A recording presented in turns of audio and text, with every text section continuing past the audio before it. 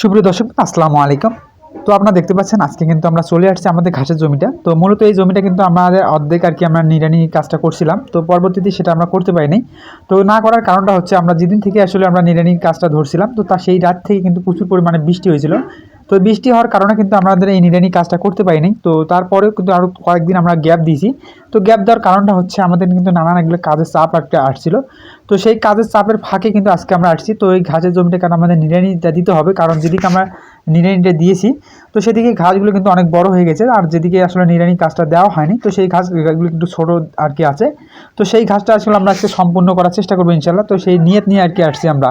তো মূলত আমরা যখন এই ঘাসটা যদি আমরা যত তাড়াতাড়ি সম্ভব নিড়ানি কাজটা করতে হবে, কারণ প্রচুর পরিমাণে কিন্তু রোদ চলছে, এত পরিমাণ রোদ চলছে এখানে এই ঘাসের জমিটাতে আসলে বাতাস কোনো পাশে ঢোকার মতো কোনো অপশন নাই। তো এখানে যে গাছ উঠতে পারছেন এই গাছগুলো কিন্তু একদম মানে খুবই একদম নলফল হয়ে আছে। তো এই নিড়ানি কাজটা শেষ করে যদি আমরা আসলে যদি একটু সার প্রয়োগ করতে পারি তো এই গাছগুলো কিন্তু খুবই দ্রুত আর কি বড় হবে।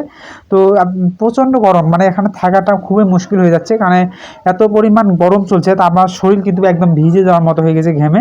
তো যাই হোক তারপরেও কিন্তু আমাদের কাজগুলো করতে হবে, কারণ আমাদের এই কাজগুলো কিন্তু খুবই কষ্ট হতে হয়। কারণ শুধু এই কাজে না, তো আসলে যারা কৃষি কাজ করে থাকেন তাদের কিন্তু প্রচুর পরিমাণে কষ্ট হয়। তো সেটা আপনারা হয়তো এই ভিডিওগুলো দেখলে হয়তো আপনারা বুঝতে পারবেন, কারণ আমরা কিন্তু রোদ বাতাস সব মিলিয়ে আর কি কাজগুলো আমরা করে থাকি। তো যত পরিমাণ রোদ থাকে না কেন তবু কিন্তু আমাদের মাঠে যাইতে হয়, কারণ মাঠের কাজগুলো আমাদেরকে নিজেই করতে হয়।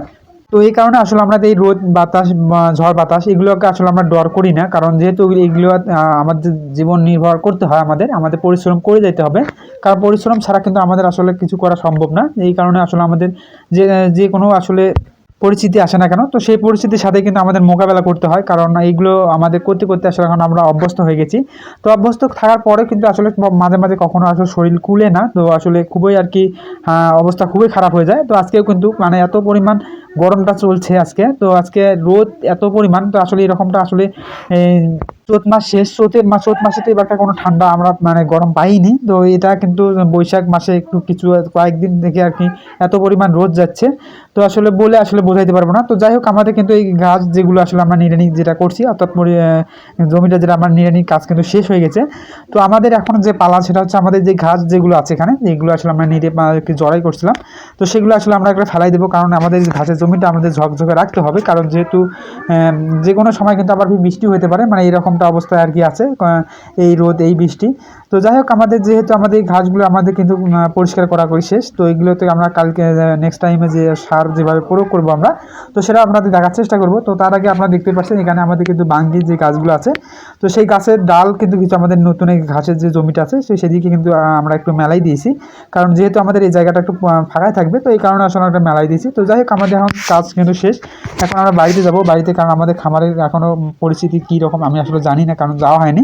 তো এখন আমরা খামারের দিকে ঢুকবো, কারণ যেহেতু খামারের কাজ কিন্তু এখনও করা হয়নি। তো ওখানে মনে হয় গোলের অবস্থা, আমাদের খামারের অবস্থা কিন্তু খুবই খারাপ অবস্থার মধ্যে আছে, কারণ যেহেতু হয়তো গরুর যে গোবর সাম যেগুলো আছে সেগুলো দিয়ে মনে হয় গরু আমাদের মাখামাখি মতো হয়ে গেছে। তো যাই হোক সেগুলো আমাদের আসলে ধুয়ে দিতে হবে। তো এই কারণে আসলে আমরা একটা চলে আসছি খুবই দ্রুত, কারণ যেহেতু রোদ চলছে, তো রোদে কিন্তু আমাদের গরুগুলোকে ঘন ঘন একটু গোসল করা লাগে, কারণ যেহেতু রোদ মানে প্রচুর পরিমাণে গরম আর কি। তো এখানে যে ফ্যান চলা সত্ত্বেও কিন্তু আমাদের এই গরুগুলো আপনারা দেখতেই পাচ্ছেন